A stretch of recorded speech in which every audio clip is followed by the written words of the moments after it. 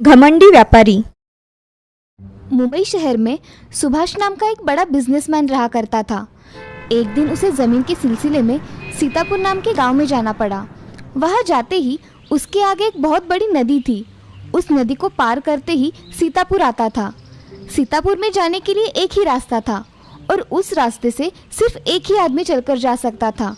इसीलिए सुभाष ने अपनी गाड़ी को एक जगह खड़ा कर दिया और सीतापुर जाने के लिए कोई दूसरा रास्ता है क्या देखने लगा।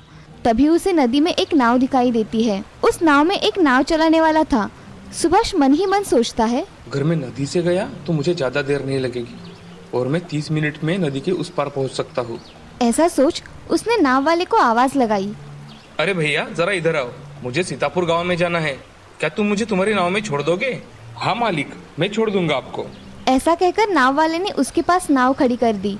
सुभाष उस नाव में बैठ गया और नाव को नाव वाला चलाने लगा। तभी सुभाष नाव वाले से कहता है, क्या तुम्हें पता है तुम्हारे नाव में कौन बैठा है? नहीं साहब, मुझे कुछ भी नहीं पता कि आप कौन हैं। अरे तुमने मुझे नहीं पहचाना? मैं इस शहर का सबसे बड़ा बिजनेसमैन हूँ। तुमने मेरी फोटो पेपर में नहीं देखी क्या कभी? अरे साहब, मुझे पढ़ना लिखना नहीं आता। अरे कैसे आदमी हो तुम? तुम्हें पढ़ना लिखना नहीं आता? तुम्हारा क्या फायदा इस दुनिया में आकर? नाव वाला ये बात सुनकर बहुत उदास हो गया और मन ही मन सोचने लगा, क्या मेरा सच में इस दुनिया में आकर कोई फायदा नहीं है? मैं ऐसी जिंदगी जी रहा हूँ। इसी सोच में वो नाव वाला नाव चला रहा था। नाव अब नदी के बीचों बीच आ गई थी। उसके मन में विचार चल ही रहे थे। तभी सुभाष ने उससे बात करना शुरू किया। क्या तुम्हें पता है, ये गांव में आज मेरी मीटिंग है, वो फाइनल हो गई तो मैं यहाँ बिस्लरी की कंपनी खोलूंगा। वो क्या होता है साहब? तुम्हें बिस्लरी पता नहीं है क्या? पानी की बोतल? नहीं साहब, मैंने कभी देखा भी नहीं। क्या तुम सच कह रहे हो? तुम कभी शहर ही नहीं गए?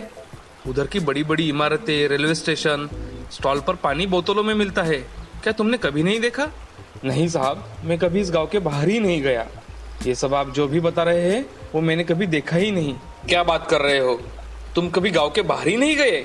नहीं साहब, फिर तुम्हें बिस्लरी कैसे पता होगी? मैं यहाँ कंपनी शुरू करने वाला हूँ। उसमें पानी की बोतलें बनाऊंगा और उसे शहर में बेचूंगा। शहर में सब लोग वही पीते हैं। सच में तुम्हारा क्या फायदा इस दुनिया में आकर? नाव वाला सोच में डूब गया। वो मन में फिर से विचार करने लगा। सच में मेरा इस दुनिया में आकर कोई फायदा नहीं है क्या? ऐसा वो मन में सोच ही रहा था और नाव चला रहा था।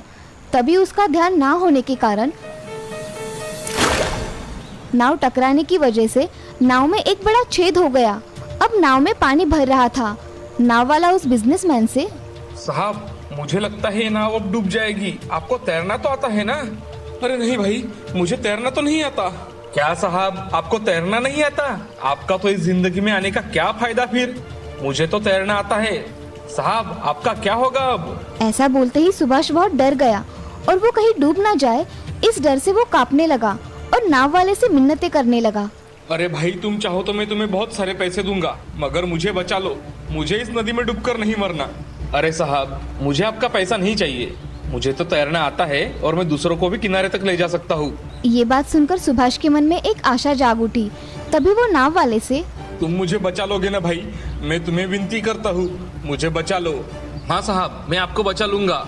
मैं पानी में जाते ही आप मेरे कंधे को कस के पकड़ लीजिए, जिससे मैं आपको किनारे तक लेकर जाऊंगा। ऐसा कहकर नाव वाला पानी में छलांग लगा लेता है और उसके छलांग लगाते ही सुभाष भी उसके पीछे छलांग लगा देता है और अब सुभाष नाव वाले को कस के पकड़ लेता है। नाव वाला अब तैरते हुए किनारे तक आ जाता है और सुभाष को बचा लेता है। तभी सुभाष नाव वाले से, नाव वाले, तुम्हारा बहुत बहुत धन्यवाद। मुझे तुमने बचाकर मुझ पे एहसान कर दिया है। बोलो, तुम्हें क्या चाहिए? मुझे कुछ नहीं चाहिए साहब, मगर आज आप डूब जाते तो? अगर मुझे भी तैरना नहीं आता तो कैसा होता? सभी के पास सब नहीं होता, मगर इस दुनिया में हर व्यक्ति अलग अलग होता है। हर इंसान की अपनी अलग अलग खूबी होती है। आप मुझे कह रहे थे ना कि मेरा जिंदगी में आकर क्या फायदा, तो देख लिए साहब मेरा फायदा। ये सब सुनकर सुभाष की आंखें जैसे चमक ही गई और वो शर्म से नीचे देखने लगा। तभी सुभाष नाव वाले से, नाव वाले, सच में मुझसे गलती हो गई, मुझे माफ कर दो। मैं आज से किसी का अपमान नहीं करूंगा, मुझे क्षमा कर दो भाई। ठीक है साहब, चलो अब आप जाओ गाँव में। ऐसा कहकर नाव वाला और सुभाष रास्ते से गांव चले जाते हैं और बाद में सुभाष अपने घर चला जाता है। इस कहानी से हमें ये सीख मिलती है कि ज़िंदगी में हमेशा किसी को कम नहीं समझना चाहिए। हर एक की अपनी अपनी खूबी होती है और हमें उसे पहचान कर हमेशा तारीफ़ करनी चाहिए। ज़िंदगी में कोई छोटा या बड़ा नहीं होता।